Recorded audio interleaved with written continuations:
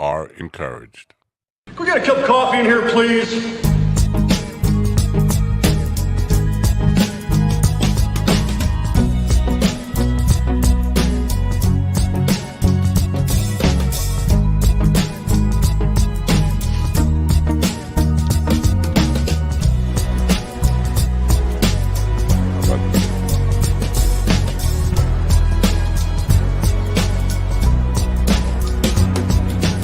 Damn good coffee and hot.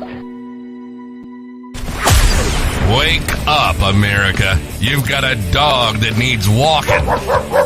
That's right, sunshine. Just put on a big pot of strong coffee and get ready to type your little hate mail with your opinions about kumbaya and flat earth insanity.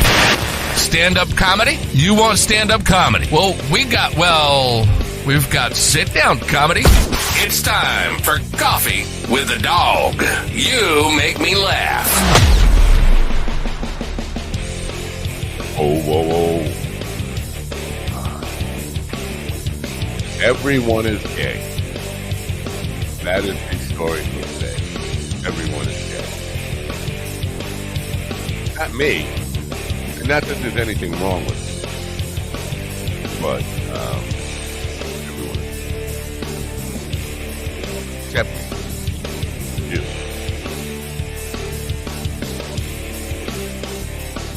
And the band. The band is very gay. Because they never know when to stop. And that is a sign that you're gay. Anyway, good morning, folks. It is Wednesday, September 13th, 2023. Forgot what week, what month, what year, all of that stuff. Anyway, I hope it's a wonderful day where you are. Just in the news today, Matt Schlapp, Republican pundit, who has been accused of sexually molesting an aide to him, is accusing Tim Scott, a presidential candidate, of being gay. The Republican Party is hung up on gayness big time. I mean, Obama's gay, Tim Scott's gay, Matt Schlapp is gay. Everybody accusing everybody of being gay, except for Lindsey Graham. It really shouldn't matter at this point. We're 2023. Tim Scott is claiming he has a girlfriend. Now, nobody has been able to locate his girlfriend. He's in denial. Listen, the people who want to outlaw homosexuality are the ones in the closet. It seems that way anyway. It's just crazy how the gay finger pointing. You're gay, you're gay, you're gay. No, you're gay. I'm gay, you're gay. And I'm thinking of Kurt Cobain. Everyone is gay, except me. I'm not. I would be if I could be. I mean, it's a better way to live. You have your partner there. You can, I don't know, share clothes and all that kind of stuff. You don't have to listen to the wife yapping, blah, blah, blah, blah, blah, blah. It's probably a better way to live. I just can't do it because I'm allergic to cock. Now, that's not why I'm sneezing this morning. I just want you to know. So we'll start out with that for you this morning. We will have a author by the name of Jim Lichtman here today. He's going to be talking about his book called Truth and Confidence. It's a tale of the Ken Starr investigation into Monica Lewinsky and Bill Clinton. Bill Clinton and Monica Lewinsky. I mean, she was a kid at the time. Well, I don't know why I put her first. Because of trying to get her on the program for a long time. She doesn't do interviews and stuff. I think Monica Lewinsky is a fascinating person. I need a little more coffee. Hold on a second. But I've been trying to get her on the program for as long as I've been doing this. She's not interested. Maybe she will be. Don't let Jordan Peterson in the show today. He cannot come into the show. So I'll keep Jordan out. He likes to enter through my vocal cords sometimes. Monica Lewinsky is a very fascinating person. I mean, what she's done with her life, with the anti-bullying stuff, got to give her a lot of credit. Listen, think about this. 22 years old. Forget that what she's famous for. Forget forget the sexual images you have in your mind and the blue dress and all. Forget the things I just told you about that it makes it even harder for you to forget that. 22-year-old intern. Who wouldn't want that dream job of starting out your first real thing out of college, your first real thing is to be an aide to the president, an intern to the president of the United States. You're on a high. Then all of a sudden, he's a powerful man, and you're an impressionable young woman looking for love in all the right places, like all young women are. And the president comes on to you and he says, I don't really love my wife. It's just a marriage of convenience. And he leads her on like an old man would do to a 22-year-old girl, and making her think that she might be the next Mrs. Clinton. Now, she does not play the victim, and I'll get to that. And I think she's still a Bill Clinton supporter, which is insane to me, because this man kind of really he gave her an opportunity, and then he abused her and used her, but she doesn't see it that way. Anyway, so all the people dumping on her when the stuff came out, she became the butt of butt and mouth of every joke for about 2 years in America. Every joke was about the blue dress, cum stains, his crooked dick, and all that kind of stuff. And as a young person, you'd want to go hide in that situation. Everybody is making jokes about you and your affair with the president of the United States. You're just going to want to go hide and not see anybody. And so I give her credit for becoming an advocate against bullies and all that kind of stuff.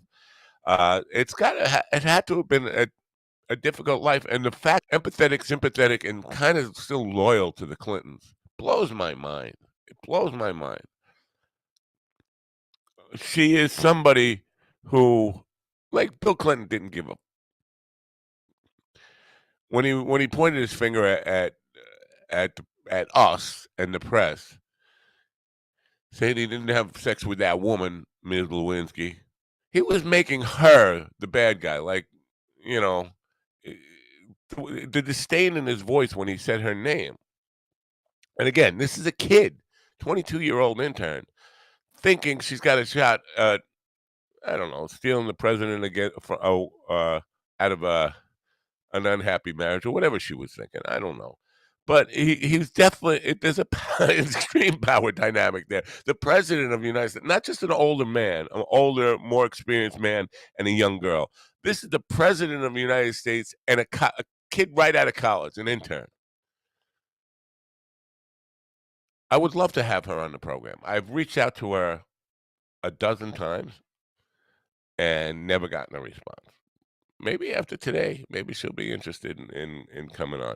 I don't want to belabor the point. In the second hour today, we will have Craig Mitchell, who is the host of Off the Cuff Cooking. He's a former stand-up comedian. I don't think he can be. It's like a Marine. You're not a former Marine. You're once a Marine, you're always a Marine. Once a comedian, you're always a comedian.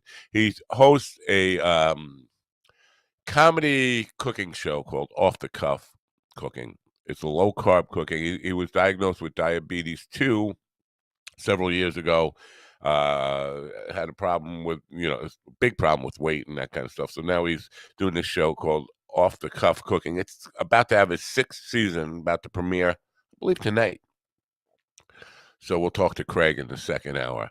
And it should be a fun show. And we'll get to learn some stuff about Ken Starr, and you know what? Maybe set the record straight. I have some questions about whether the public, you, me, and the guy next door, really give a damn about anything factual based. We just care about headlines.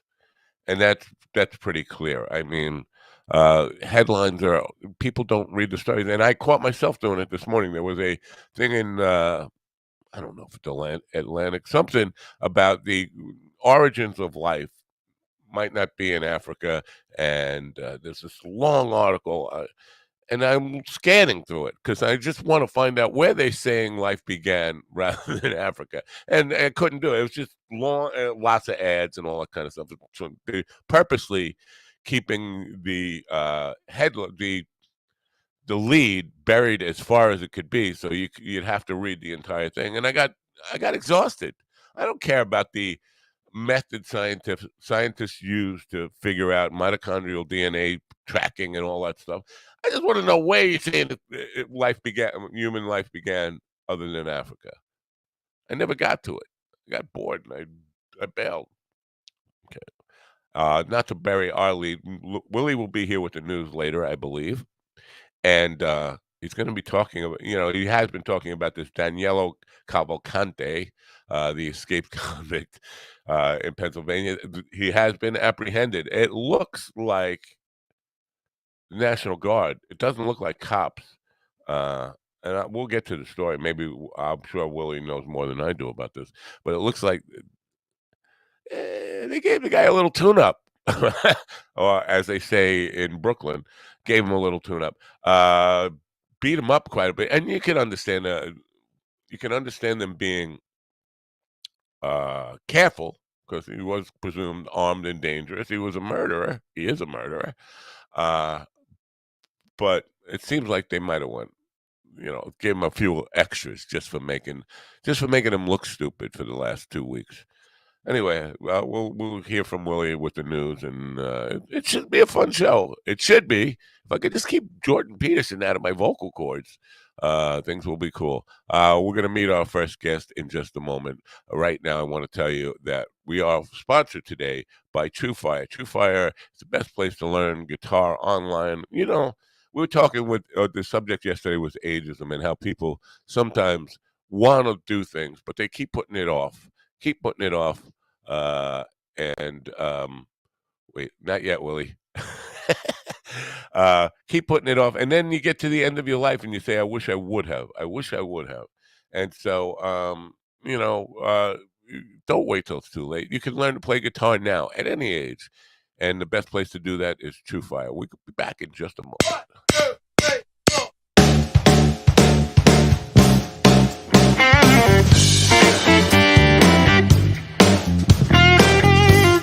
Over 2 million guitar players worldwide learn, practice, and play with TrueFire. Our learning tools and massive library of video lessons will ignite your technical skills, harmonic knowledge, rhythm playing, and soloing chops.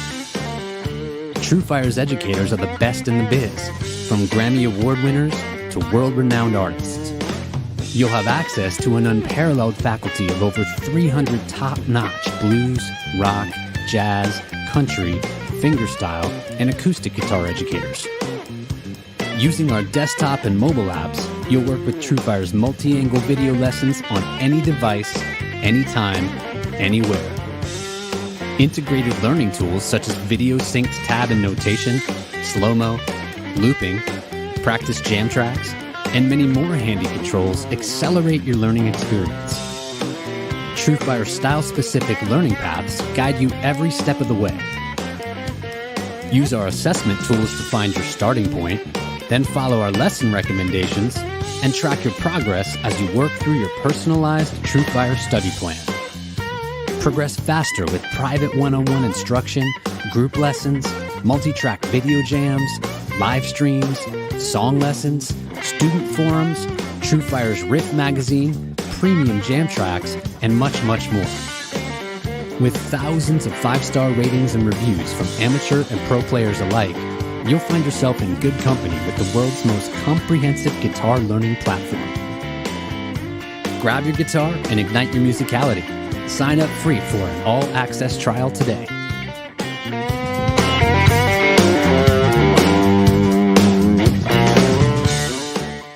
Inviting music. I would like to cordially invite musicality to come to me because for 65 years I've been pursuing it, and I got none. Anyway, we're about to meet our first guest today. Jim Lichtman has been writing and speaking on ethics since 1995. He's got a new book out called, or I don't know if it's out yet, actually. It says coming soon on the website, which is trustandconfidencebook.com. I believe it's due out any day now. It's about Ken Starr's investigation into the affair between Bill Clinton and Monica Lewinsky, and how the Secret Service got involved in a clash between Ken Starr and the Secret Service. He's here now, waiting. Hey, Matt. Good morning. How Good are morning. Can you hear me okay? you? Again. Okay. Um, yeah, it's gonna be. Anyway, I'll deal with it. So this book now, why? Why did you feel compelled to write this book now, 25 years after the scandal? Well, actually, I'd done an interview with director Louis Merletti, the former Secret Service director at the time, and he told me this story while I was sitting in his office in Cleveland, Ohio.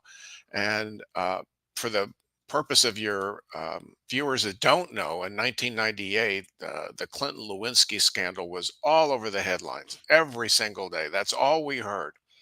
Well, Merletti told me this story about how independent counsel Ken Starr wanted to compel agents on the president's protective detail to to testify in open court about what they may have seen or heard regarding Clinton's affair with Monica Lewinsky. Well, Merletti argued that having agents testify about personal conversations, except for criminal conduct, would violate the trust and confidence level that is necessary for agents to do their job. They have to have proximity. And if the president learned that they were testifying in court or talking about private conversations, the president would essentially push protection away, leaving him vulnerable to assassination.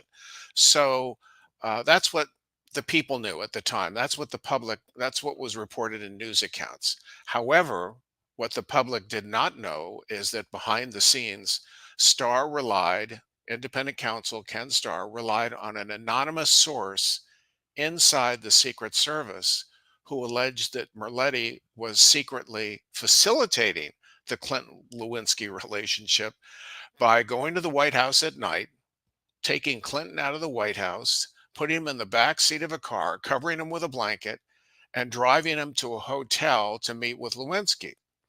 Whoa. And the the deal that he had with Clinton was keep quiet about Lewinsky and I'll make you the next director of the Secret Service. Now, Well, all of this was completely false. It was part of one individual's uh, uh, I'm point glad you said that because to bring down Louis Merletti, and this was never reported in the news. When I sat down with Merletti in his Cleveland office, I was just astonished at hearing this story. But Ken Starr, without any corroboration from anybody, and they spent hundreds and hundreds of man hours looking to see if this source was true. Uh, this is what he told me, and that's what led me to write the book because I'd never heard this story of something that turned out to be one of the best stories of integrity I've ever heard. Because he stood up to Ken Starr, told the truth repeatedly, and would not cave in. that's insane. Now, first of all, because as you were saying the accusation, I'm assuming it's true already. And this is human nature. You're just setting it up. And I'm hearing that Maletti is taking Clinton out to a car and throwing a blanket over. The idea of the president getting in the back of a limo and being snuck in like a drive-in movie theater type of operation. Right, It's right. just an insane kind of picture in my head. And then I was relieved to hear that it was all made up. The question is, did Starr believe it or just really wanted to believe it and wanted to? Because it seems like he wanted to, right from the get-go, create this because they couldn't get him for Whitewater and they couldn't get him for Vince Foster and Travelgate and all that kind of stuff. They just wanted to get him on something, and that was the motivation here. Do you think Ken Starr actually believed that one witness who was against Maletti?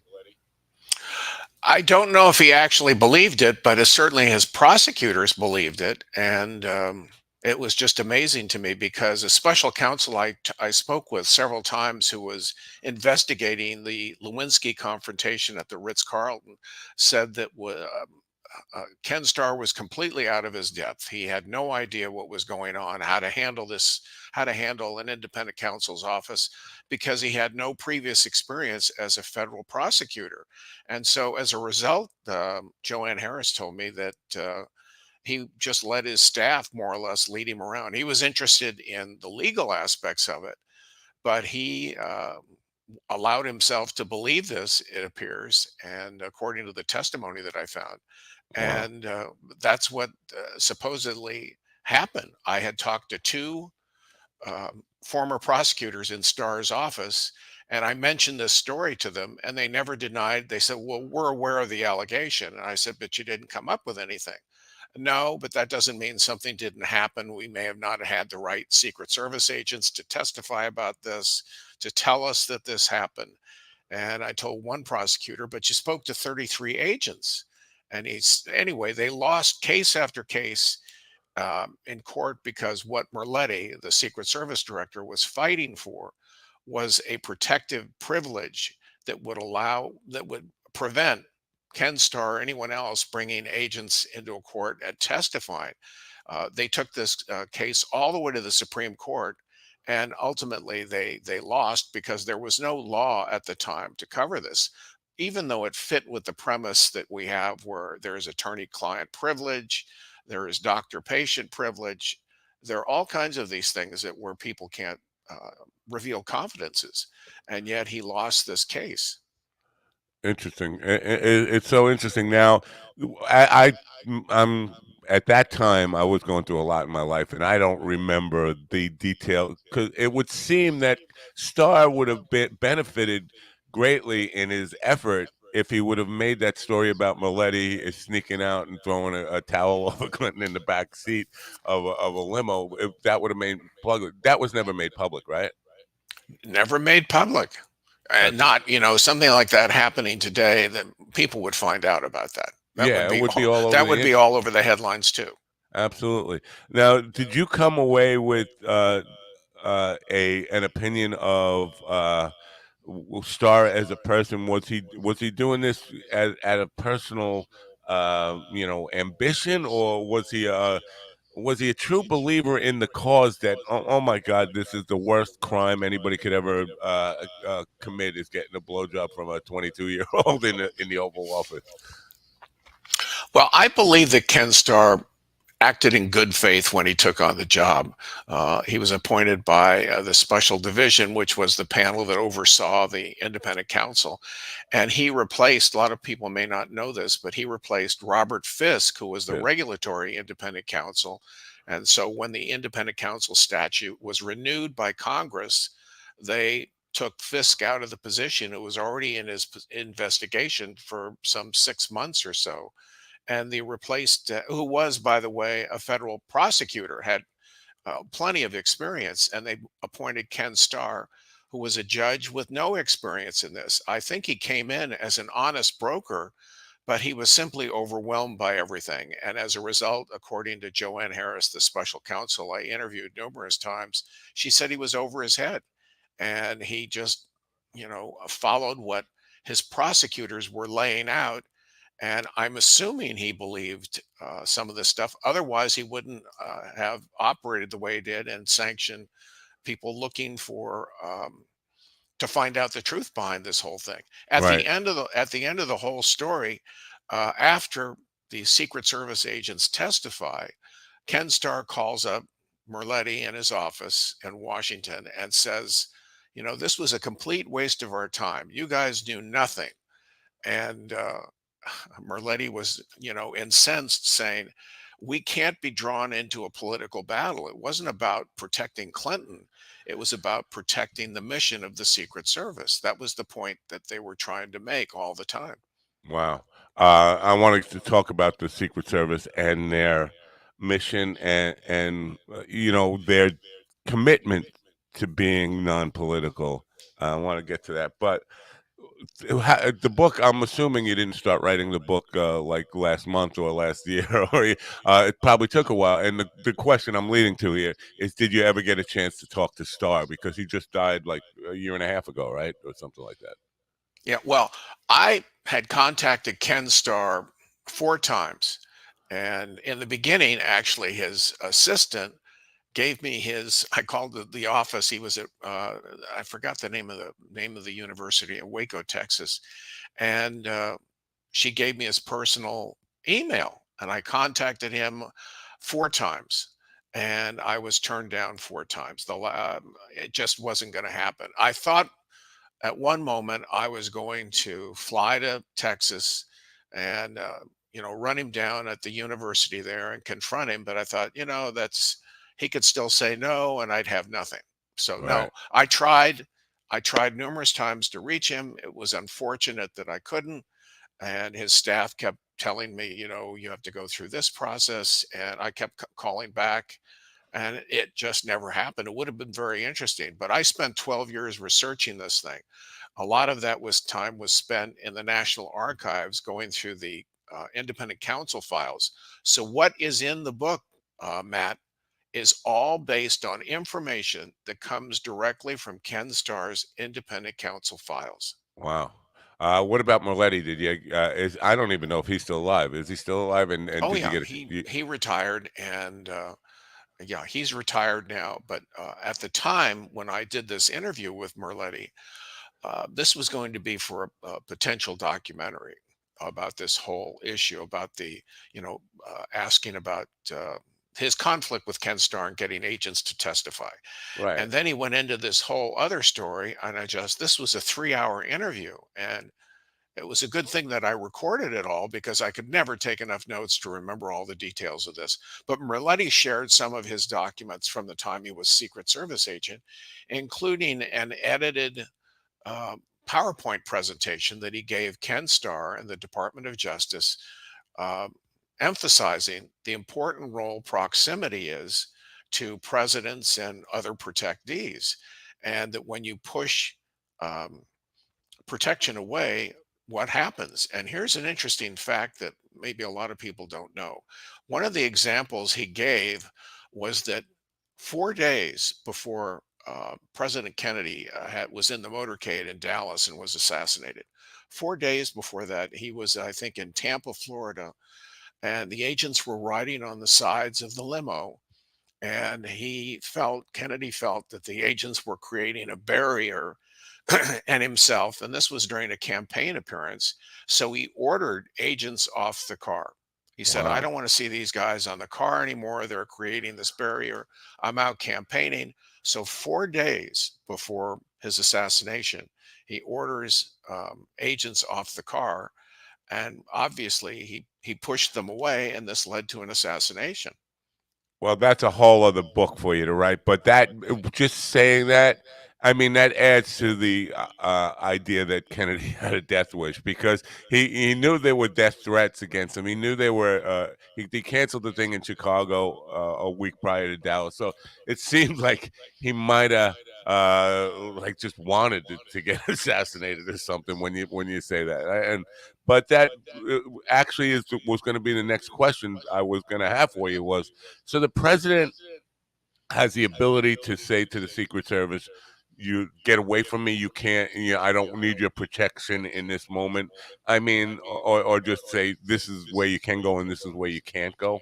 They have Well, that this authority. is one of the aspects that happens in the Secret Service. Whenever there's an incident like that, okay, they change they change procedures. Um, since that time, the president cannot tell agents what they can or cannot do for the purposes of protection. So that aspect was changed after the Kennedy assassination. So that would kind of negate Milletti's argument there that trust and confidence, because that would suggest that the Secret Service can override the president's order to or say, "I need privacy in this moment," and no, you can't. Well, my job is to protect you. That's where it gets really tricky, right? Well, if he's in the White House, obviously, and he's in the Oval Office, there's enough protection. There's enough protection around so they don't have to actually be in the room. But they're constantly around, and they are on alert for anything that may happen. But the idea is that if the president wants to go, he's very well scheduled, as you can imagine, Right. and everything is checked out by the Secret Service in advance. If the president decides he's going to a show, a Broadway show or performance in Washington, D.C., and he says, I'd like to get up after the show and go backstage and thank the performers and everything, the head agent in charge would try to talk him out of this. And if he was really insistent on it, he said, we're going to need some time to secure the area back there. So it's um, the lead agent on the protective detail for the president has a tremendous amount of responsibility. So that's how that works. Okay. Are you familiar with David Greenberg? I'm Writer, not. No. writer for Politico. I don't know what else he writes for. He has got a bit. Now this is from 2022, right after Ken Starr's death, and he was writing about Ken Starr. His take on it was that Starr was a motivated player and basically created the Lewinsky affair and was using that Merletti statement or to kind of try to get Lewinsky to flip and become a president, a witness against the president. Any thoughts on that or comment on that? Well, what they were interested in getting, they wanted either Merletti to confess to this deal or for Monica Lewinsky to flip. And that's why she was confronted in the Ritz-Carlton Hotel. So Right. they wanted those things. So in Starr's handwritten notes, they wanted this so bad. I found a note that he recorded from, he would have these conferences in which all of the attorneys would be present in this big conference. And he would get feedback from everybody there in order before he would make a decision on something. So he was making many decisions by committee.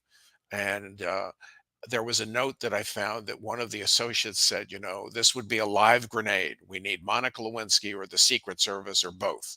And Ken Starr agreed. But if you read his notes, I read 311 pages of his notes during the time frame of the Secret Service matter.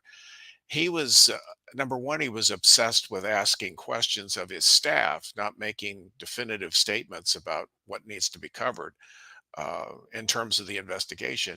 And he was also very obsessed with public relations and what the press was writing about him constantly. He would constantly put notes down about why is this guy why is he standing up and talking about what I'm not doing correctly? And who is this reporter? And why is he saying these things about him? He was a very well respected judge, and he had never been thrown into a situation like this before, as you can imagine.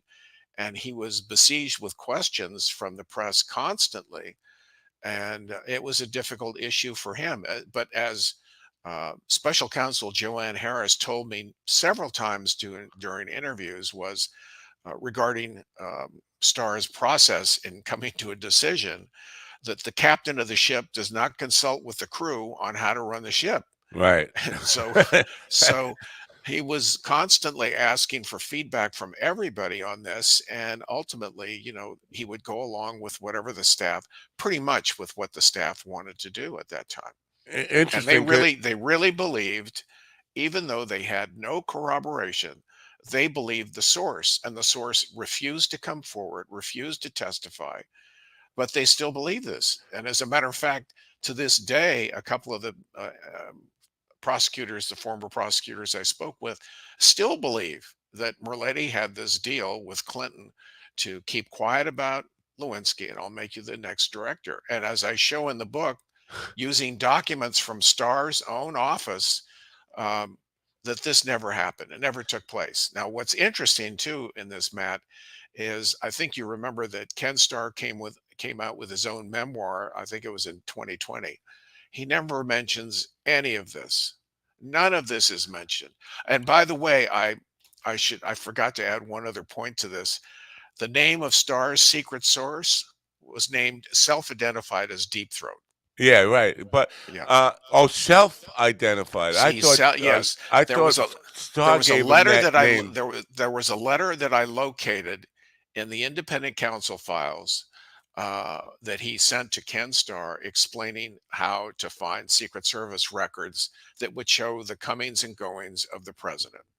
Deep And Throat. Now it was just a shock. that's what kind of strikes me as like a Zodiac letter 20 years after the Zodiac disappeared. I mean, because we all knew about Deep Throat from the Nixon era, and this Right. guy was just like, that seems like a crazy person now. I'm going to call myself Deep Throat and put and Yeah. inject myself into this Yeah. political scandal and take a name from the past. That's kooky behavior to begin with, and that makes this source kind of suspect to me. If you're going to call yourself Deep Throat, like, can't you pick a can you pick a better uh, Well, let me say outlet? that I looked through the files after I came across this letter, and I had pulled up all of the uh, emails that Ken independent counsel office had received in terms of tips.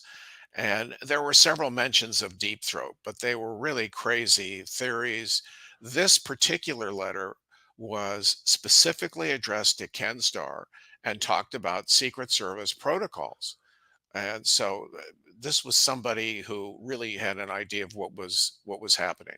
Did you or does anybody ever really pinpoint who we're talking about? Was he really even in the Secret Service? I mean, um, Yes, he we was in need the Secret Service according to a source from someone I learned secondhand source that he was in the Secret Service, and I did have someone along the line that confirmed that, but never determined who it was, and they more or less disappeared into retirement on their own, and who knows who he is. right. A lot of things went into this. I really want to get into the Secret Service and their mindset because they are human. But there are so many questions that I have to ask you. First of all, the atmosphere of the time. Clinton was a dog. We know that he was a dog. He was a dog going back to high school days. You know, he was accused of rape in high school somehow as a star uh, athlete and academic person. He got off on that. And then there was Paula Jones and Jennifer Flowers and all those people that came forth. We knew he was a Right. dog. Then they wanted, and Hillary came up with the vast right wing conspiracy when Fisk, as you mentioned, kind of exonerated them on Whitewater, which is still puzzling to me because I think there was something fishy there. Susan McDougal didn't go to jail for nothing, right? Um, but so it became Well, a let me frustration let point. me just interrupt you for a moment, Matt. But Susan McDougal went to jail not because of any specific crime. She went to jail because she was held in contempt of the Well, prosecutor. She would I not get it. testify about anything. Yeah, she didn't want to talk about it, but Right. that's just if you could when you go to jail because you don't want to talk about it, it indicates that you know something was. Right. I mean, nobody willingly goes to jail for not testifying if they're going to tell the truth and it's going to exonerate Right. everybody. Right. Yeah, Well, the thing is that if you remember, they were investigating the Whitewater land deal that the Clintons were right, involved in. They were looking into Travelgate. They were looking into Hillary Clinton's billing statements. They were also looking into the death of the deputy counsel, Vince Foster. right, None of this was ever proven to be true, or it was such a minor aspect that they were ready actually to close up the office. They right, were already starting to wind down their investigation when they got this late night tip from Linda Tripp about Monica Lewinsky. If they didn't get that, the whole investigation would have gone away. wow, Now let me say, do I believe Clinton lied to the independent counsel? Sure, I do. But I yeah, think that the independent counsel office, the prosecutors and Starr, really stepped over the line on this. And poll after poll talked about this, especially when he involved Secret Service agents right. and people. I And there was a poll at the time that was done asking, "Do you believe that Secret Service agents should testify?" And I think it was 48% of the people said no, it compromises security. Right. I get it. The point I was awkwardly trying to make here is that when Fisk failed to nail Clinton to the cross or whatever or put him in jail or get him impeached. Well, whatever they were really trying to do. The Republican Party was out for blood. They were pissed off that this didn't work out, and that led to a circumstance where I think Starr probably had a lot of pressure on him to just get this guy for anything, or did that not play into it at all? Well, actually, Ken Starr, stepped down from his role as independent counsel before this was finished, and the next independent counsel was Robert Ray. So Oh, I he's the forgot one that about that. finished the Yeah, investigation. Ken Starr was given a job offer, and he went back to private practice for the time. My guess is that he was just tired of the whole, all of this stuff that was constantly in the news. But he passed the ball on to Robert Ray, who was a deputy independent counsel at the time. He took over and finished the case. And even after Ken Starr made the phone call and said, "You guys knew nothing," after Merletti had retired and was working for the Cleveland Browns, they called him back to Washington just before Clinton was ready to leave office. And they sat him down in a room in his lawyer's office and said, with two associate independent counsels and an FBI agent, "You will tell us, you will confess to this deal." And he just couldn't believe that they were giving the same narrative all over again that Ken Starr said hadn't happened, and they had no proof on it, and they were still pressuring him on this at this time. interesting. Now let's get to the Secret Service. Did you because my my belief is that we are all human beings, and I understand that Secret Service have to be vetted very carefully to their ability to kind of be non-political. But so are Supreme Court justices, and it's this whole thing that's impossible for them to not have some kind of political affiliations. Secret Service, among all, is required to put any political ideas or ideology out of their job role, but that's a hard thing to do. We're seeing that today a little bit in the Trump stuff that the Secret Service, it seems, were willing to lie for him uh, uh, or not testify or try to avoid testifying, all this kind of stuff. Did you learn anything about the human factor of the Secret Service agents who are required to do this, and how and their overall success of being able to separate themselves from their political ideologies? Well, actually, there were a lot of reports. Well, it comes back to the leadership. And Merletti at that time was the Secret Service director, and he was a great leader. And at the time, just a few months before this all anybody even knew the name of Monica Lewinsky, a book came out by Seymour Hersh, an investigative reporter, talking about it was called The Dark Side of Camelot.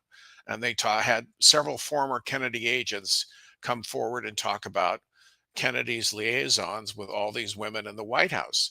And Merletti at that time sent out a teletype message to everyone stating, we don't reveal personal confidences like this, even after a president has left office. And there were several agents that in terms of news reports and books and everything, where they would step forward and say, we're non-political. Whatever our personal beliefs are in terms of politics, we're focused on one thing: the mission of protection.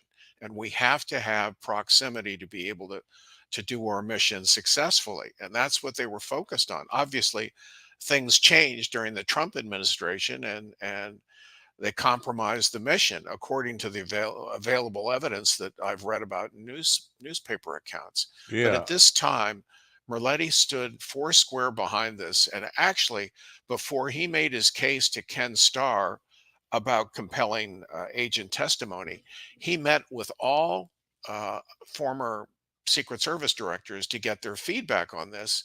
And they said, absolutely, you've got to fight this thing. Trust and confidence. That's the tenet. That's the mission of the Secret Service. You're the first one to be tested. Don't let us down. So he Wow. didn't make this decision in a vacuum. He was very focused on the mission. and as were the previous. It all comes down to leadership. It does, but human nature. Even though as hard as I try to kind of separate myself and try to be completely non-biased and independent, I can't imagine that humanly it's possible. Now, is it because this is a tricky thing here when you talk about criminal activity? How is the Secret Service? I know most of these guys took at least went to law school or took law courses in their criminal. What is the degree you get? Criminal Criminal something, justice, criminal justice courses, right? right? They know about this stuff, but an intern, a 22-year-old who is legal, and a president, there is some versus criminal, real hardcore criminal activity. There's this line that the Secret Service, because you talk about it, they don't get involved in personal stuff, but criminal activity they are bound to kind of be Right. witnesses to. And how do they draw that line or discern where that line is? Well, clearly there was no criminal activity between Lewinsky and Clinton. That was certainly a private matter. Uh, Do you no see? criminality I at think, all in that. if I can, I agree with you, but I could see the people who think that there were in that this compromises the president, and he swore an oath not to protect the Constitution against all enemies, foreign and domestic. And this definitely puts him against his oath because it creates a situation where he's compromised and he can be blackmailed and all that kind of stuff. So though that's the argument that people make, that it could be criminal, it could rise to the level of criminal. Actually, that wasn't the issue. The issue was that Lewinsky had lied on her affidavit about being involved with the president, and that fact was going to be used on another case that Clinton had where he had this affair with somebody. They wanted to catch Clinton and they wanted to catch Lewinsky.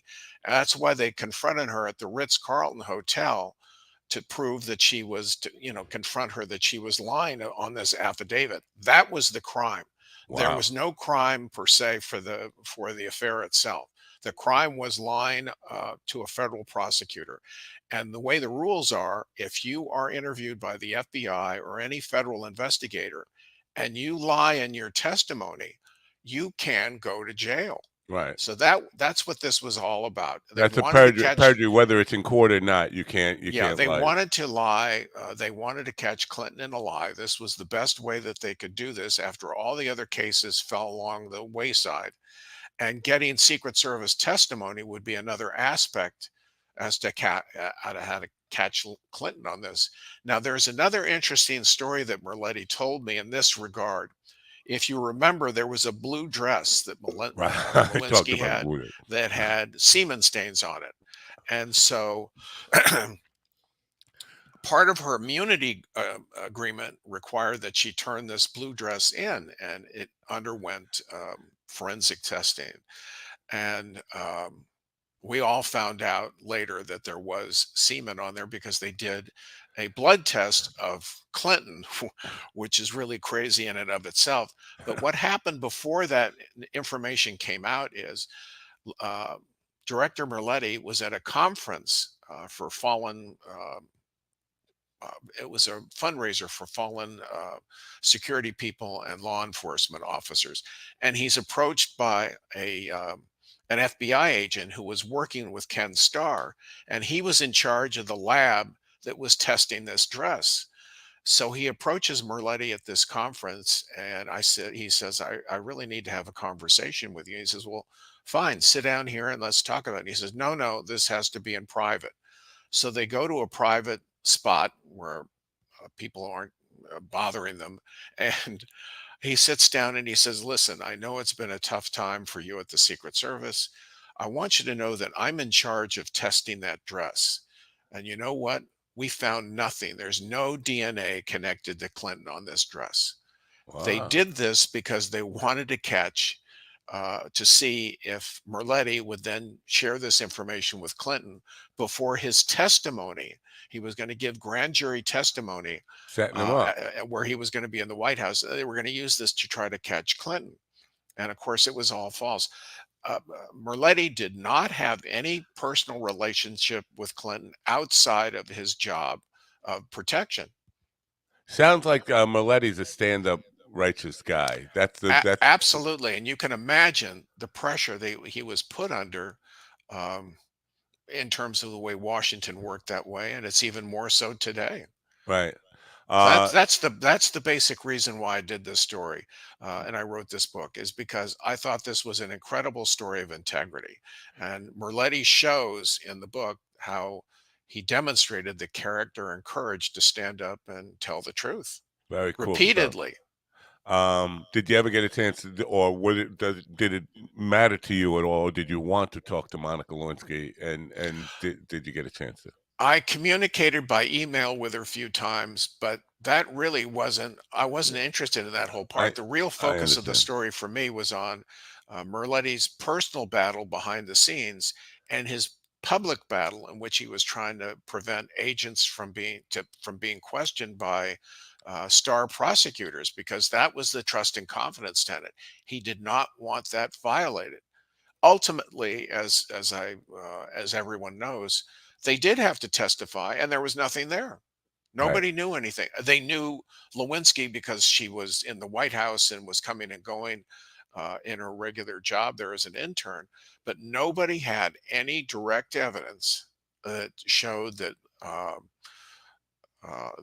Merletti was involved in something like this. And the immunity agreement that Monica Lewinsky signed before she gave her grand jury testimony required that she reveal everything there was to know, answer all the questions honestly, and even answer questions by omission. In other words, she had to volunteer if there was any other information that she had that Wow. the independent counsel didn't know of. She never revealed stuff I because would there was love nothing there. I would love to have a chat with her. I understand she wasn't vital to the mission of your book, but she's just a fascinating historical figure at this point. Now, I was thinking about this last night. You're writing history books and the time generally history books are written till 100 years after history happens. You're writing within 25 years. Most of my audience is within 35 to 50 range. They were children when this was happening, Exactly. and yeah, so it's an important story for them to learn. First of all, is the book out? Because the The website the says book the book is scheduled for release on the 28th of this month. And this okay. month, of course, is the 25th anniversary of the Starr investigation. But I will tell your listeners this really fills a big gap in our understanding of the Ken Starr investigation, something that has never been reported before. The book is very straightforward. It's very easy to read. It's not, tremendously dense like a lot of history books are. It's really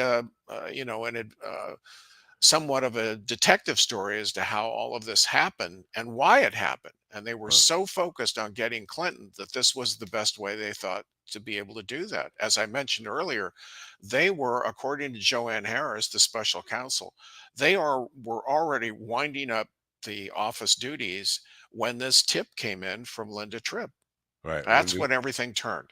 Linda Tripp is another, I don't know how history will remember her, but she's another fascinating story to me. I would love to talk to her. I don't even know if she's still alive, but No, she passed away a few okay, years so ago. I could Yeah. go talk to her, but she won't talk back. Um, now, advanced copy, can people pre-order now by the way, I trustandconfidence.com? I don't think so. I think the pre-order process could probably start maybe late next week. According to the publishing firm that I'm working with, is they upload the files. It's going to be an ebook as well as a hardcover book. And of course, a lot of people use the e-reader now, which is much easier to access. Right. Um, Or an audiobook. eh, People love audiobooks. well, Yeah. unfortunately, there's no audiobook yet. Yeah. So that I think hasn't happened. I think the But publisher will probably push for that. yeah, but But it's last bit here now, because That will lead. I'm assuming now you haven't sent out advance copies to like Secret Service people or people who were involved to get their comment or feedback on it. No, I haven't. I mean, I sent a copy to Lou Merletti and everything because I maintain contact with him. But he's of a mindset that, he's tired of the story. He wants to move on. He's in retirement. This happened 25 years ago. I don't want to talk about it anymore. I think the public. That's what I was asking. Like, why not? Because I think our attention span, whatever, and we have a political scandal every half hour on the hour now that people might be inclined to say I can't go down to 125 years ago. Yeah, I wish you luck with it. And I am obviously intrigued by the story. I wouldn't have you here, but I just feel like the American public is kind of worn out on political scandal yeah. stuff. And Yeah, and I thought so too until I came across this story that I thought was no one had ever heard this story before. yeah, So I think it's I hope important. your listeners will be interested enough to get the book. My take on it so far is that from what I've learned from the publishing company is that it will come out no later than the 28th of this month. Excellent. Well, good luck with it, and thanks for being here, and thanks for writing a book. I mean, you taught me some things here today. I'm just, are you prepared for? I don't know, people. You know how social media is today. You're either people love you or they hate you, and people like trying to jump to conclusions about your bias here and what you're trying to prove, and any of that. That's a very good question. And I wanted to come to this whole issue as an honest broker as well. When I first heard Merletti's story, he was very forceful in how this happened, and he explained all the details of this, telling me this story as if it had happened yesterday. I mean, there was no pause. But then I had to go and try to research this stuff myself. I contacted the special counsel Joanne Harris, who investigated the confrontation of Lewinsky at the Ritz Carlton, which ultimately led me into the National Archives. And like I said, most of the documents I use in this book and the conclusions I draw from it is they're documents directly from Ken Starr's files. Wow. So it's all there.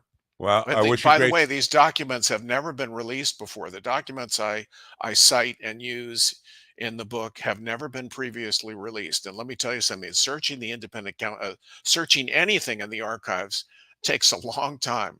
I bet it does. And this is why people are reluctant to when they say do your own research. They mean go to YouTube. Nobody really wants to go into Freedom of Information files or any of that kind of stuff and actually really do their own research. They'd rather a talking head like me who really is uneducated in this stuff just give my opinion, and Right. that's enough.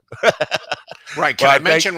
Can I mention just a couple of things? Sure, please Uh, do. the website address that you're giving below, giving reader or viewers at the bottom of the screen here, that's the website that talks about the book.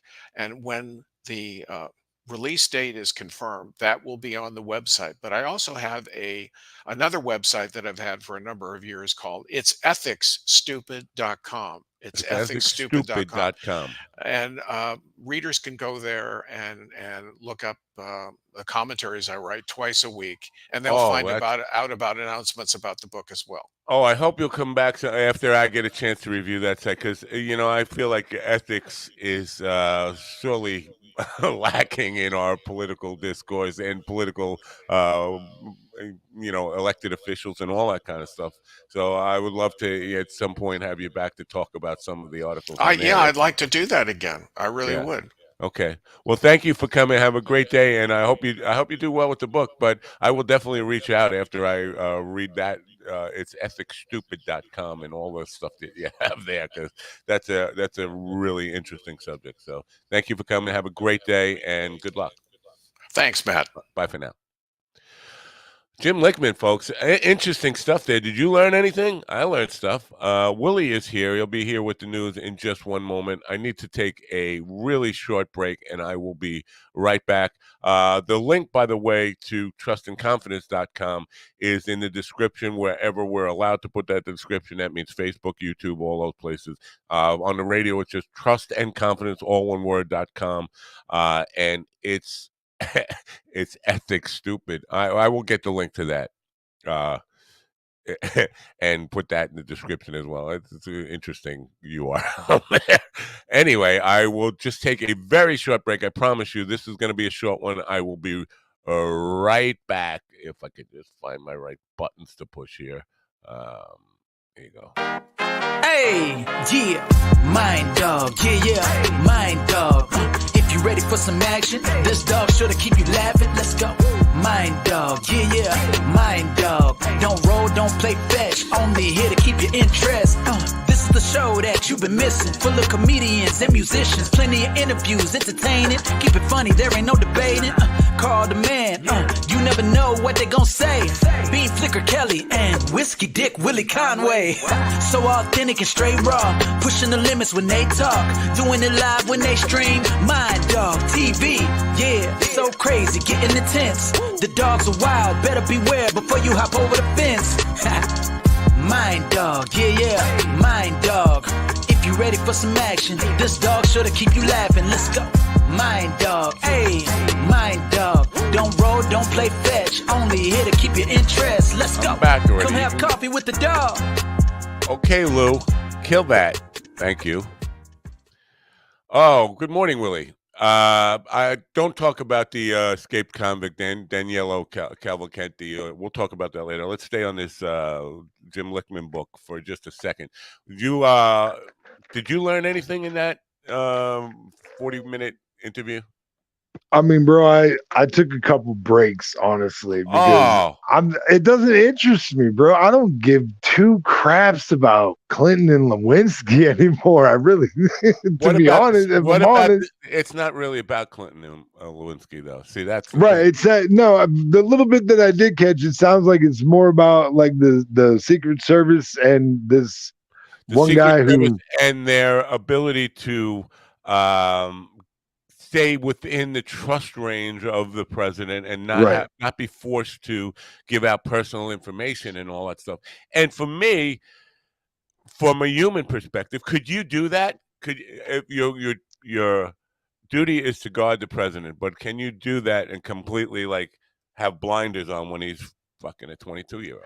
I mean, I'm a pretty compartmentalized person, so I think, but I do think it takes a certain temperament or whatever, you know what I mean? Because if you have a hard time putting stuff in boxes, you know what I mean, then yeah, it could be difficult for you, you know what I mean? Because those things blur so easily or whatever, you know. Unfortunately, you are right in the demographic of this listenership, and I think you were a kid when this. A teenager, right? When this was going on. Yeah. So what, 92, 93? So no, the Lewinsky thing was 98, really. Oh, 90. Yeah. So yeah, I was 17 in 98. Yeah. Yeah. So yeah, I this is why I think a lot of people, first of all, will probably assume that this book, because on the cover you got that picture of Bill facing Lewinsky, and that was kind of the evidence that he did know her, despite I don't even know this, you know, whatever he said. I don't know that woman, Miss Lewinsky. But obviously he did. But a lot of people are going to assume this book is about the affair, not about that sacred trust. And this just highlights to me the kind of special people that have to be in the Secret Service and how you find those people, because it's more than just what you said, being able to put stuff in boxes and compartmentalize stuff. It's putting your life on line, ready to take a bullet for somebody. Oh, sure, even if you totally disagree with their politics. And I don't know if I can do that, right? Because it's going to change. The Secret Service remained there from Trump to Biden. Those are two very different political ideologies. You got to be willing to take a bullet for either. That's a tough. And where do you find these people who can keep a secret, keep things personal in the closet, and still be willing to just take a bullet and guard with I your mean, life. those are people committed to the job. You know what I mean? Like in my mind, people like that, like the job ranks supreme, and like the duties that are involved with this position, I take so seriously that I'm not going to waver from that. Like my opinion about it doesn't matter. And I mean, I would, in politicians, even clergy members, religious leaders, I wish that they would get a lot of their personal feelings out of the way. Even when I was of a Christian faith, I was very adamant about letting people know that, like, I was not like anti-gay. I was not like I was not like a hateful person during my Christian days. You know what I mean? Because I didn't believe that that's what Christians were called to do. You know what I mean? Yeah. And so, you know, it, people have a right and wrong perspective in whatever they do a lot of times. You know what I mean? Yeah. But like I never thought about the president being protected by people adverse to him, because like when you think about it, you would think that you'd be able to prick your own detail. You know what I mean? Or at least say you didn't want certain people. Well, that could be dangerous too, because listen, it's like I don't want to get overly political here today, because people know where I stand on Donald Trump, but that is, a mob boss being able to pick his own security staff can lead to people who are willing to cover up crimes, which goes beyond personal behavior. Now, this was, again, I agree with Jim Lichtman on this fact that there was no crime committed in the affair, but people have made arguments forever since it happened that just the compromising himself in a way where he could be blackmailed would be a crime by the president no matter what, because it puts his oath to the Constitution in jeopardy. So, but to be able to pick your own guys, listen, then you're able to pick guys who would cover up a crime for you. Right? Yeah. No. That's definitely a fair point for sure. Yeah. So I remember back in the day, when I was a real scandalous dude. The fact that I had like 4 or 5 homies that would vouch for anything I said was like gold, bro. Yeah. So I'm gonna get the book. If after I read the book, I'll send it to you. Will you read it? I mean, yeah, I'll give it a read. I'm not against reading it. Yeah. Especially because it sounds like it's about. He is right. It is an aspect of the story that people really don't know about. It is a new side of an old story. To people your age, now I was very politically active as a teenager, so I was well aware of everything that was going on with Watergate when I was a teenager, young teen.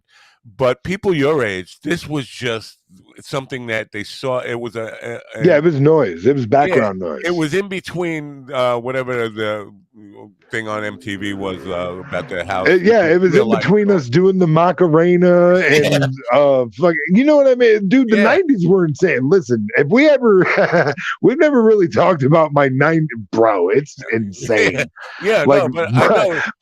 But for people your age, the 90s stuff was happening, but they weren't necessarily caring about any of this stuff. And it really was a story about a blowjob, and hard for people to understand, like, why is that against the law? Right, yeah. What the fuck is the problem? like I'm trying to get one too. What the fuck? You know what I mean? Like the weird thing, and I don't know if she would ever talk about this, but saving the dress and not having it dry cleaned. Like this is a friggin' memento. This is a trophy from when you banged the president. I don't know. It's because it is incriminating evidence. Like you'd have sure. It's so bizarre that she didn't have the clean. I don't. Can, It feels skeezy to even talk about the dress. oh my God. You know what? I got to make I'm going to give you a confession about myself, Matt. Okay. And What? my Wait a wife second. can totally verify this because, bro, I was bad back in the day and I was a hoe. I was super bad. And, like it was not uncommon for me to have like 3 to 5 sets of panties on my gear shifter Oh, in my dude. car. I don't Like know I if would we need just to go here, collect panties in on my gear shifter. but I'm not even kidding, bro. Like okay, hold on. sorry. Did those? I hate that we even went here. Did those panties contain any criminal, or possible evidentiary thing that could be used against you in a court of law, or get you to flip on somebody? Be able to blackmail you to flip on somebody and give testimony against somebody. I mean, probably not because they always came off pretty See, fast. You know what I that mean? makes it totally Like, different. She had this blue dress that Linda Tripp. I think Linda Tripp. Maybe I should call Tim Lindemann back up. This idea that Linda Tripp, she was the one who tipped him off that the blue dress even existed. Like, so Monica had to confide in her somehow. Now we talk about integrity of Moletti. Linda Tripp seems like a person you don't want to tell your secrets yeah, to. that's the total opposite. Yeah. The exact opposite of Yeah. this guy. Yeah. No, I think she was probably one of these people, and because this is where it comes down to with the Secret Service. Because I did a lot, even after I was out of government service in the '80s, in the '90s and 2000s.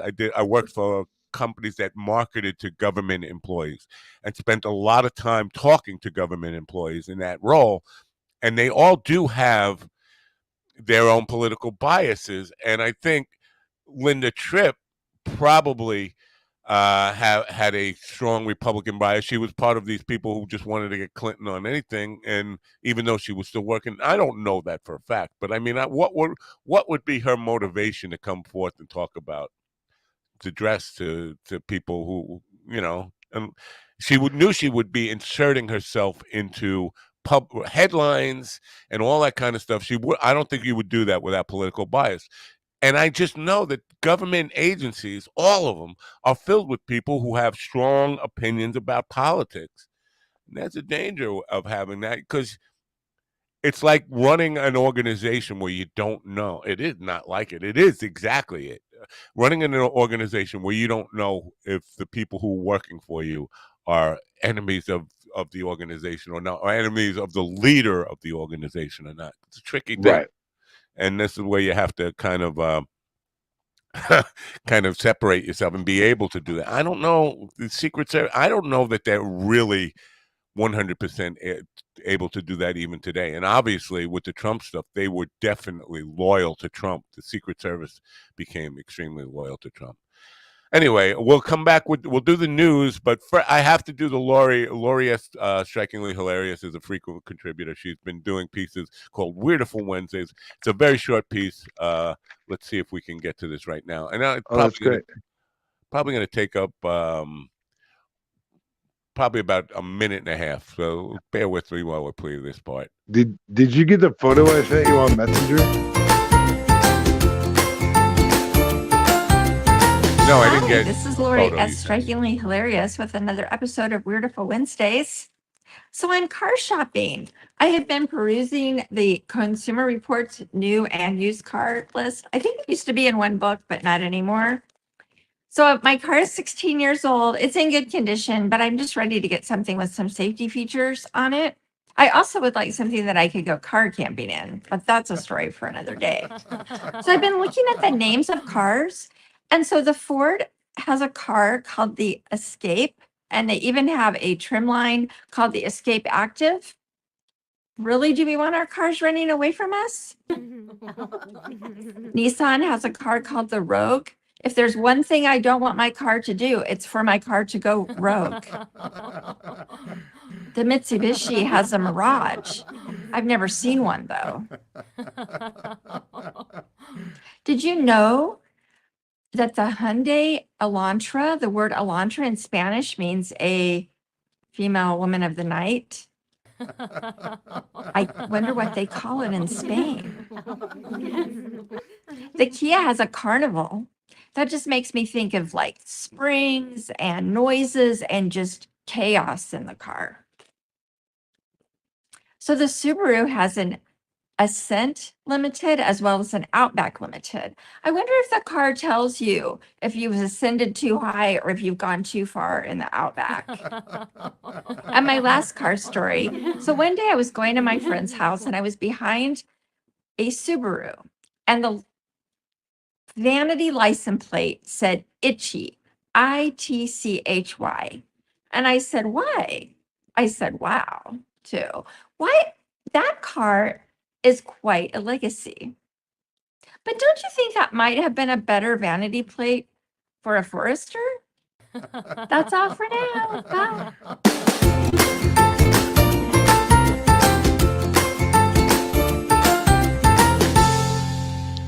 Oh yeah. Well, Lori S. strikingly hilarious. She's got a show coming up on the 28th. I don't have the details for it yet, but she's in Arizona. Anyway, we appreciate Lori's efforts here every day.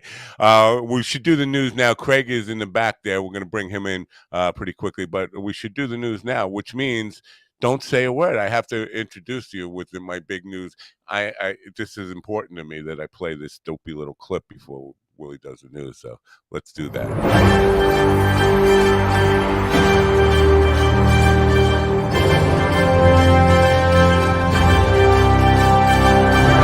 And now, here with the news is Willie Cronkite. You're on, dude. Oh, I thought you were going to do the thing. What thing? I did the thing. Go ahead. The world thing? Yeah, we did the world thing. I missed it. How did I miss it? I don't know. Where was I? I don't know. All right. Well, our news guy who can't see the news right in front of his face. I didn't see the world going around. You know what I mean? You know what I learned yesterday though? I learned that once many years ago, Chuck Norris struck the world. Oh. And it's still spinning. Wow. That's how tough Chuck Norris is. I'm sorry. All right. Anyway, here's the news. Developments in the search for Danilo Cavalcante at 10:10 on Monday evening, a homeowner called state police stating that Cavalcante had entered his garage and was in possession of a Scope 22 rifle that he took from the garage. The homeowner took shots at the escapee, and it's believed that Cavalcante was unharmed. While it does appear that he is headed north, the search area continues to only cover about 8 to 10 square miles. The U.S. Marshal Service is now involved. Kansas City quarterback Patrick Mahomes had a recent realization that punctuation matters. On Monday during the Jets versus Bills game, the quarterback tweeted, "Hate that man," after quarterback Aaron Rodgers was injured. He quickly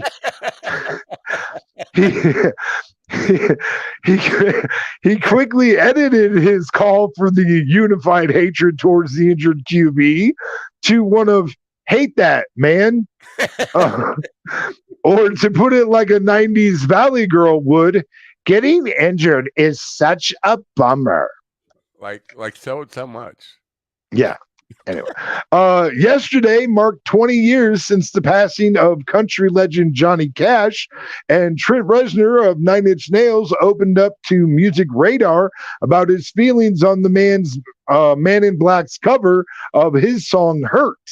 He said, "It's like watching someone else kiss your girlfriend," the singer said. To that I say, what an odd feeling to get familiar with. You know what I mean? Quentin Tarantino is finishing up work. Starting work on his set.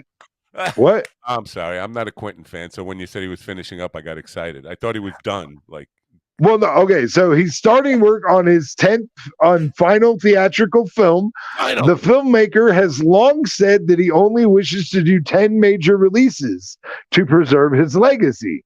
So he will be filming in California starting this fall, which is where everything began back in 1993 with Reservoir Dogs, which I saw 90 seconds of when it came out on VHS, and my mother's face turned into the shock emoji. She got up, hit stop, and said, "Well, that's enough of that." That is enough. I like you, Ron. One more story. This one, I had to throw this in here. I literally got this right before the show. Rapper 50 Cent, and I don't know if you found that picture or not, but rapper 50 Cent could be facing criminal battery charges.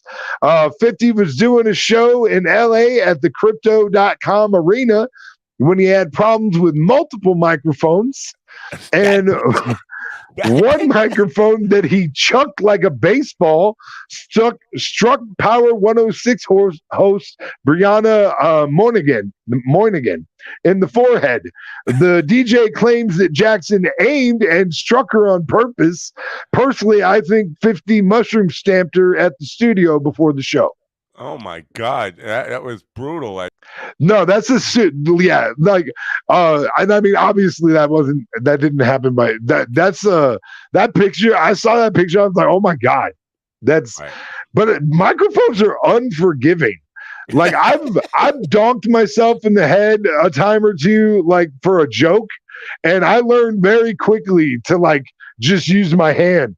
Like even if I throw my other hand up there so I make it look like I hit my hand, I'll still hit my hand because that's smarts. Right. Microphones to the dome do not feel good. Well, let's give a little props to David Lee Roth, who did basically that to himself. And when he went backstage for a minute, they rubbed some dirt in it, and he went back out and continued the performance. Our next guest is here. I don't know if you've ever met Craig. Craig Mitchell is, as I say, he calls himself a former comedian or ex-comedian. I don't think it's like the, military service. Once you're in, you're that for life. Whether you're doing stand-up or not, you're still a comedian for life. So I think he's a comedian for life. He's a host of Off the Cuff Cooking, which I think has its 6th series premiering this week, maybe tonight. I'm not sure. He's also a co-host of the Big Bad Broadcast. He's here now. He's been on the program many times before, and it's early morning for him. Good morning, Craig. I'm so tired. Hey, what's with your volume, dude? Can you turn your volume up a little? How about that? Any better? Oh, that's better. Yep. Yeah. Okay, good. I said I am so tired is what I said. You are gay in French. Well, good morning. Good morning. I gotta tell you about the microphone thing. You're absolutely right. I used to do a thing in my act where I would bang myself. Like I'm an idiot. Banging yourself. What does that have to do with microphone? Oh, you mean with the microphone? I do that at home. I do that at home too. No, but I hit the microphone on my head, and I'm just talking. The whole crowd got quiet, and blood started trickling down. Right? Yeah. So I've done that. I'm an idiot. Wow. Hey, man, I mean, that chick had a hole in her head. You know what? I don't think 50 Cent did it on purpose or 50 Cent did it on purpose. I mean, how are you aiming in a crowd of people? Like, there's no way. You know what I mean? Like I will say he was mad and he did chuck it. It was the second or third microphone that went out on him, and so he definitely chucked it. But to say that he aimed it and hit you on purpose is a little ridiculous. That sounds like a challenge. Matt, you might remember this. You remember when he threw the first pitch at the Met game? He threw the ball from like went 8 feet towards the dugout. There's no way he could hit somebody on purpose. Right. Thank you. I'm playing at the Family Fest this Sunday in Tanner Park in Copiague, New York, and it sounds like a challenge I'll have to take up. I'll see if I can spot somebody in the audience I'd like to bop with my microphone, and I'll let you know, because I was never a great pitcher to begin with, but we'll see. We'll see if I can do it. If I can, knock somebody out from the stage with a microphone and claim it was an accident. I don't know. I was just being a rock star, man. I'm just being a rock star. That's the best excuse, bro. All right. Before we get to Craig and the premiere of the season premiere of Off the Cuff, in your news story there. First of all, did look like the National Guard roughed up Cavalcante pretty good. I don't know if you saw the pictures where they got the guy, the escaped convict. Yeah. It looked like they gave him a better beating than 57 gave that. I mean, he probably looked like that dude that tried to attack Dave Chappelle. It's Right. 50 Cent. It's 50 Cent. 50 cents. All right. 50. The other thing, the Quentin stuff, Quentin Tarantino, I think history, 50 years, 100 years from now, they'll look back and say, what the fuck was it about Quentin Tarantino that people loved his movies? His movies suck. Are you kidding? I love the dude. I'm a huge Tarantino His fan. movies suck. No. Man, are you kidding me? I could watch Inglourious Bastards again and again. I know right now people love it. I love it. The stories are not compelling at all, or not even tied together well. He's a comic book writer with a film camera. I like them. I think they're great movies. You're not alone. Society loves them. I'm just saying 100 years from now, people will look back and say, what the fuck? No, I think they're going to do that to Adam Sandler.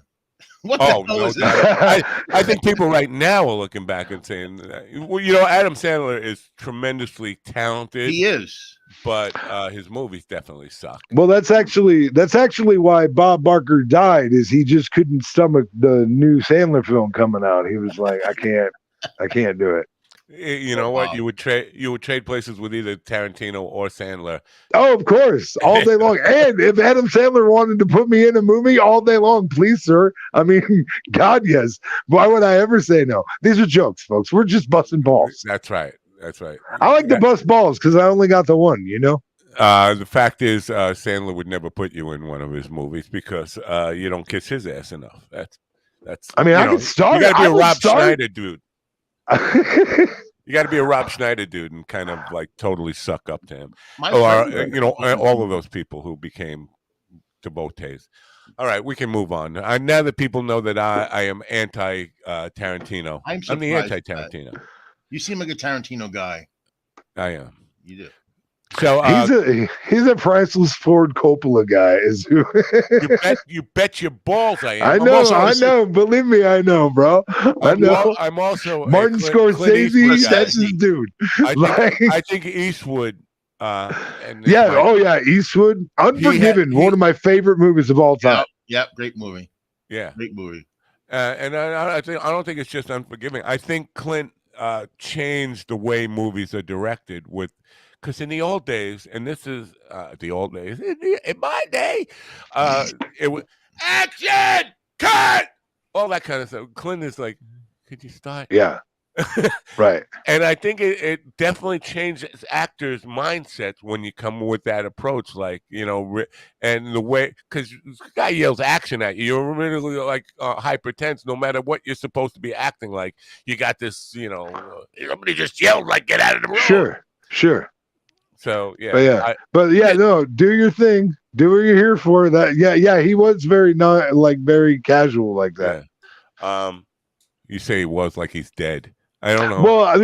Well, he's not directing a lot, is what I'm saying. I don't know. I think he might be working on a picture now. The last movie he did wasn't it Macho something? I don't know. Something like that. Yeah. Gran Torino was another great movie. I love Gran Torino is a good one.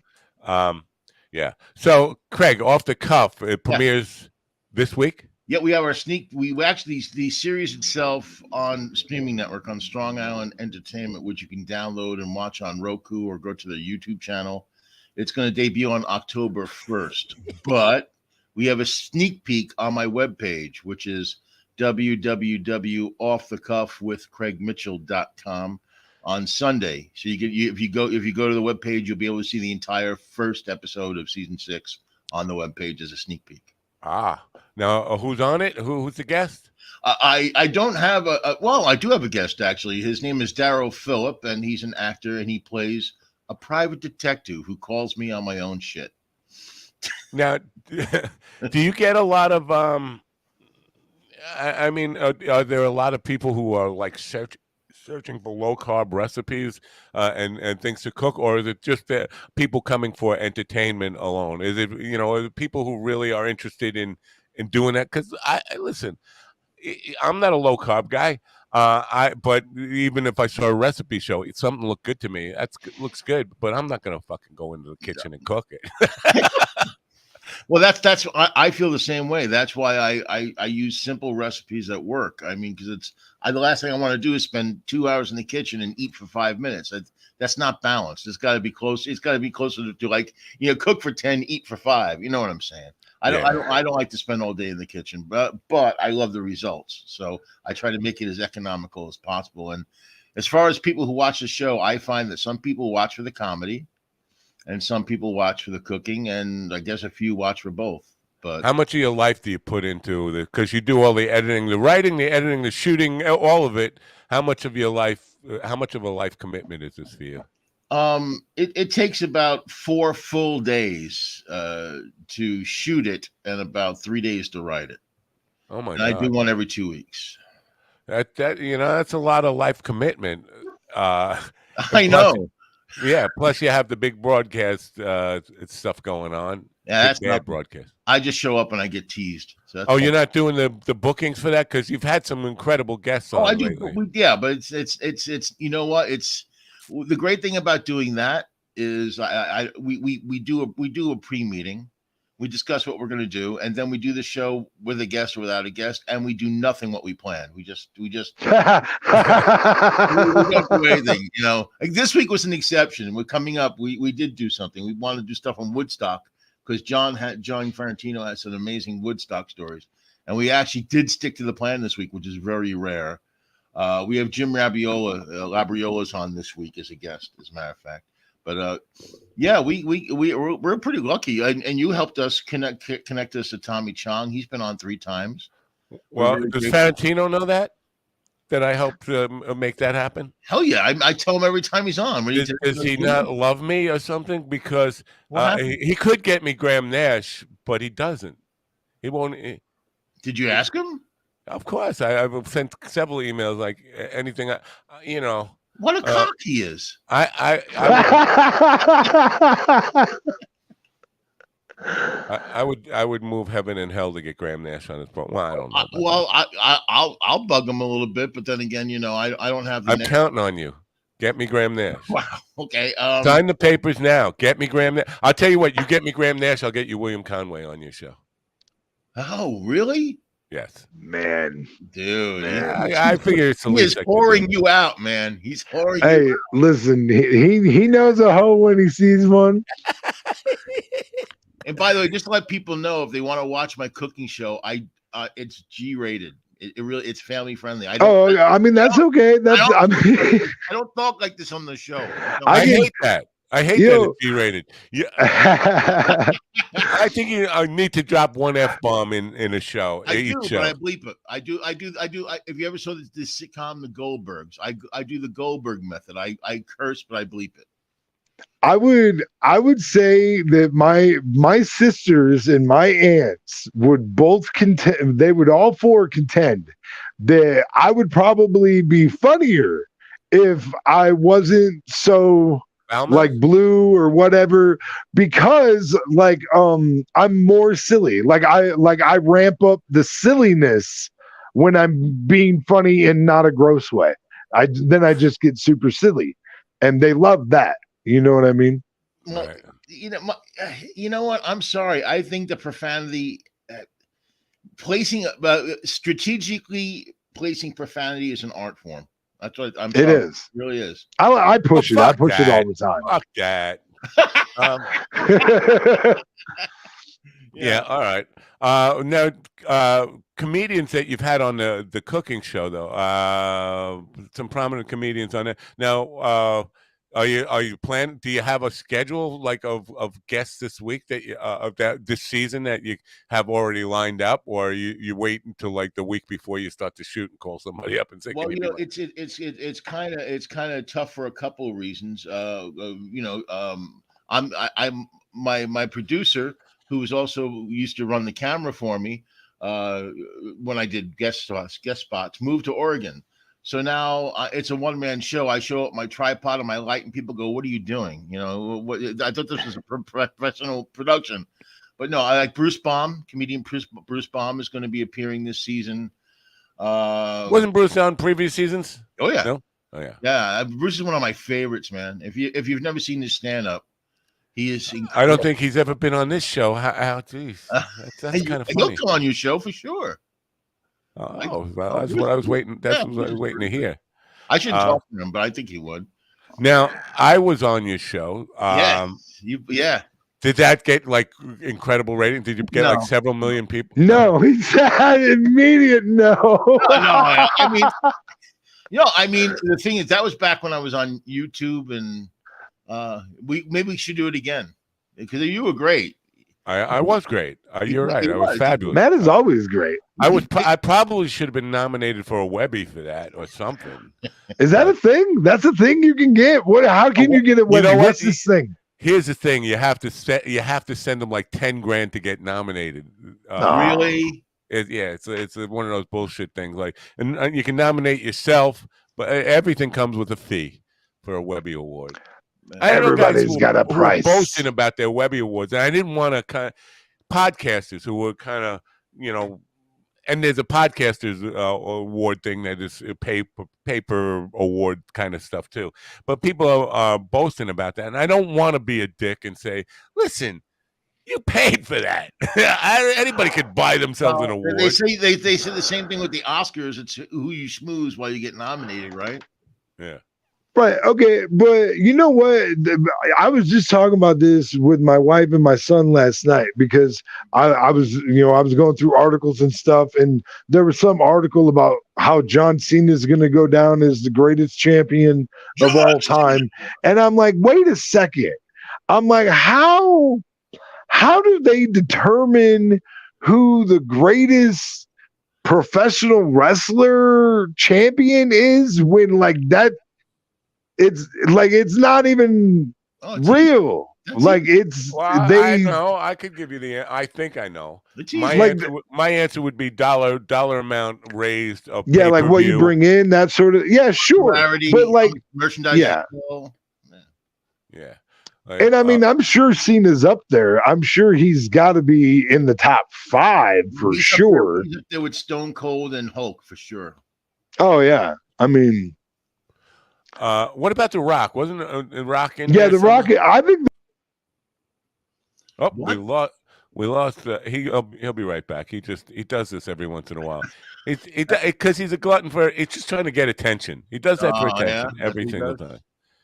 You're back. You do that for attention. I'm so sorry. I don't. wait. I want more attention. No, you know what? You didn't get the spinning ball. You got to get. I don't like to do that in public. Okay. Yeah, he doesn't like to spin his balls in public. I like to do that in private. He only does the Chinese thing on his scrotum in private. Yeah, I find that comforting because Willie likes to talk about his ball all the time. I mean, I do. Nothing. Every conversation comes back to his ball. So it's singular. It's a singular ball. It is singular. Yes, thank you for being numerically correct. Yes, I only have one testicle. So that's correct. I mean, is that because it merged or because? No, he got it shot off in a gunfight. I did get it shot off. It was a terrible, terrible situation. Shot off in a gunfight. Yeah. In a gunfight. You hear me? Yeah. Gunfight. Gunfight. Yeah, and I had to run 3.5 blocks to my getaway car afterwards. Okay, like. Man, this is my news guy. I mean, I didn't even feel like I knew I got hit. And I got hit twice.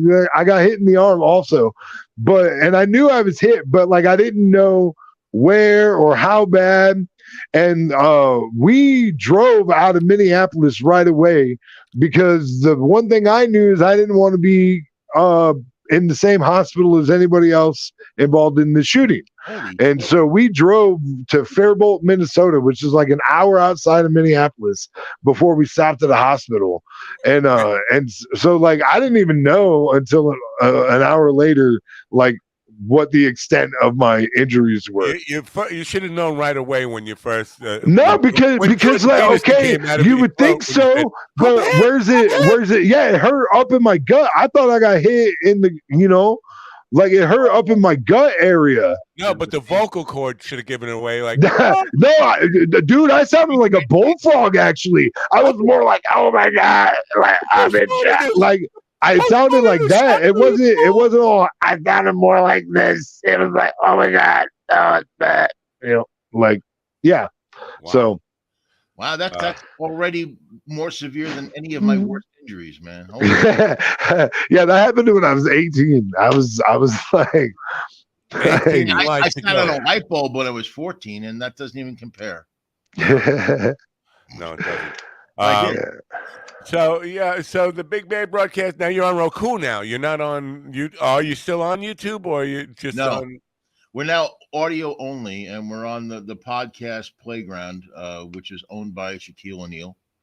And they were on anywhere you listen to podcasts, anywhere, Google, Audible, Spotify, Apple. We're everywhere right now. So you said owned by Shaquille O'Neal. It's owned by Shaquille. Yeah. Shaq is a great business person. Well, I never heard of Podcast Playground until just 5 seconds ago, so I don't know. I don't know how great. But I mean, so like he's like, dude, he's involved in so much. It's also owned by Quentin Tarantino. Maybe that's why he did it. Now I'm mad. Now I'm really mad. He's not even going to promote it now. He's like, Quentin Tarantino. No. Once Upon a Time in Hollywood has the most epic performance ever by Brad Pitt. He is amazing in it. You didn't see that? No. That's pretty good. Oh God, he's so funny. I'll be perfectly honest. After Pulp Fiction, I threw my arms up and said, "This is a stupid fucking movie." My friends in so have you even seen Inglourious Bastards? Have you seen this movie? No.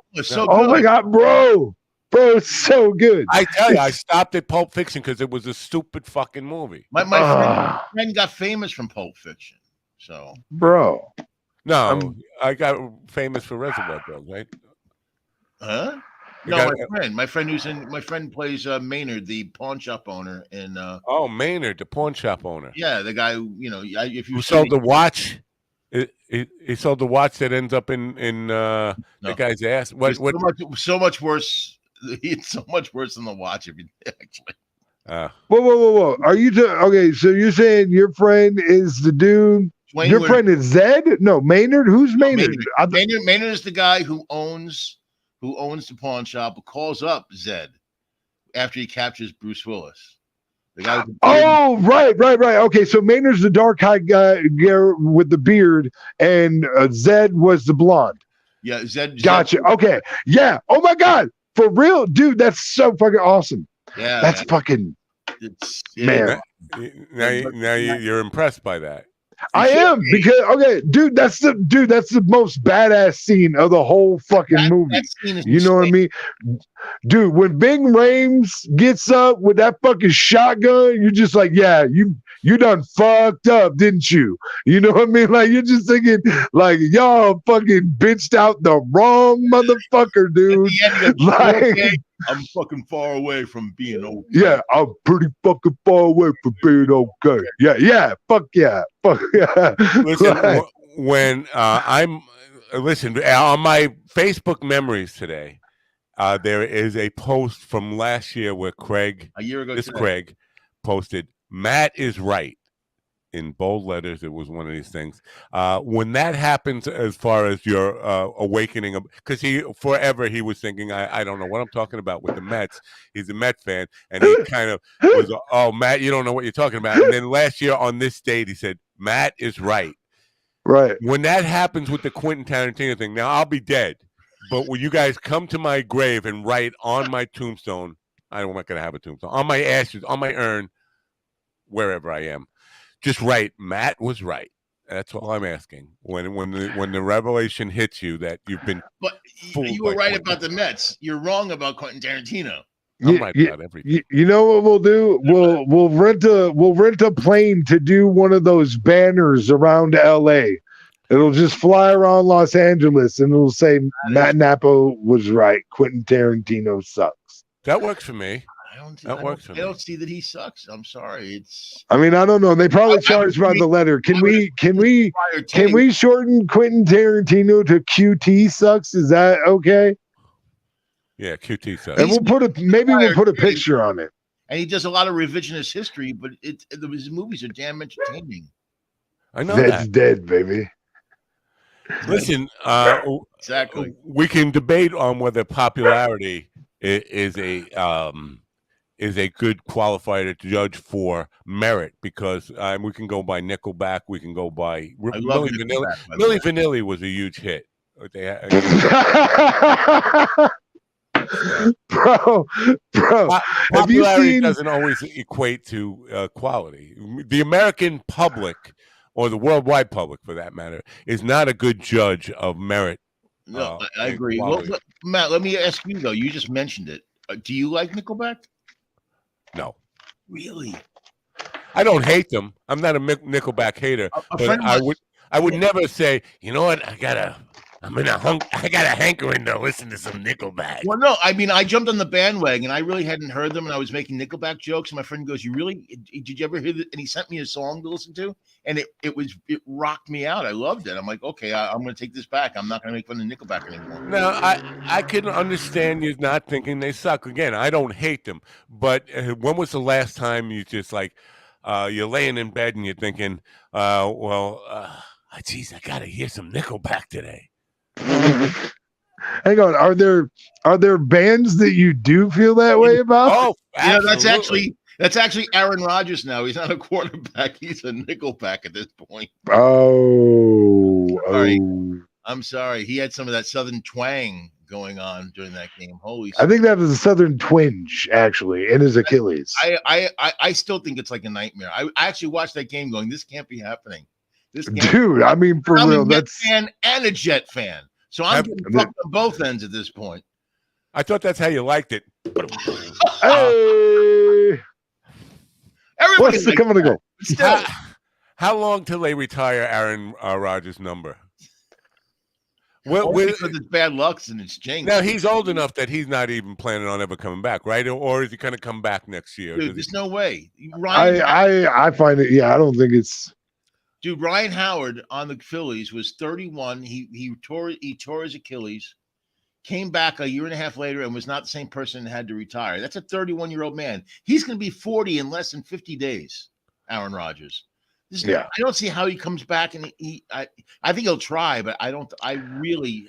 I mean, why would you want to though? You know what I mean? It's not like he didn't prove himself. It's not like he didn't have a great career. You know what I mean? Why? I'll give you an answer to that. You don't want your legacy to be, he played 4 minutes for the Jets and then fucking retired after an injury. That's what's going through his mind today. Maybe not. As time goes on, he'll probably forget about that. But who would want to be, to have that be your swan song? Right, but I mean, I'm sure Peyton Manning didn't want like his last season to be what it was in Denver, because it's not like that was season. He don't want to be his last season, but not last 4 minutes. Yeah, I got paid $75 million for 4 minutes. Dude, with all the show, and the pregame show for 2 hours was Aaron Rodgers. Here's a snap. He's out for the year. Yeah, I mean, I'm devastated by it, man. I feel like I'm still thinking I might be in a coma somewhere. I might. Well, now we're doing football picks on Friday. This is a new thing we're starting. Football picks. Nice. Willie and I are going to do our picks against the odds. I'll take Nickelback. I'm gonna. Are we gonna do it on Friday or on Thursday? Because there is a Thursday game. Yeah, there is. Maybe we should do it tomorrow. Tomorrow's Thursday.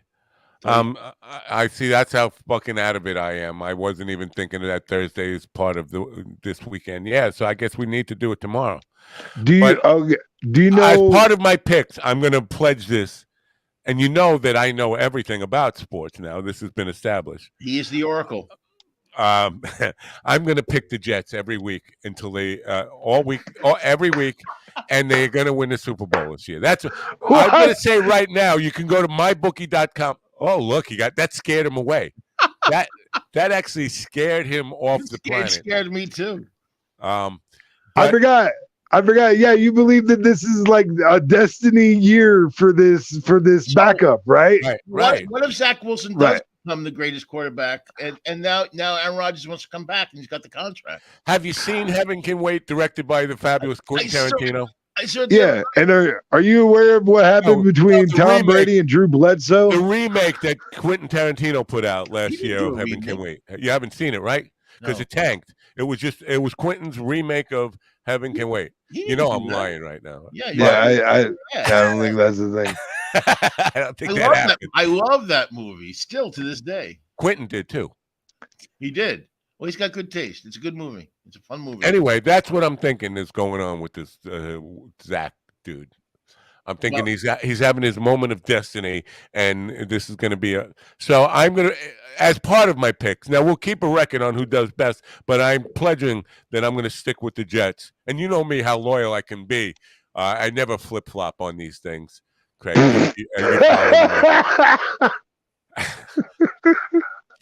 So I'm going to pick the Jets every week. I can see my post a year from today. Matt was almost right.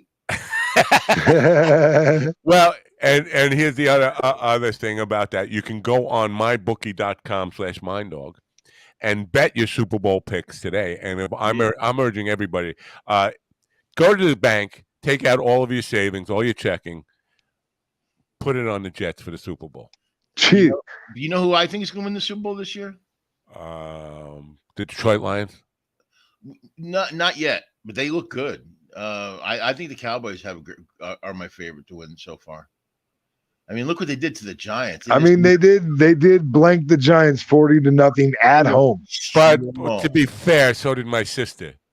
Hey, man, you're on it today, Matt. You're on it today. I love it.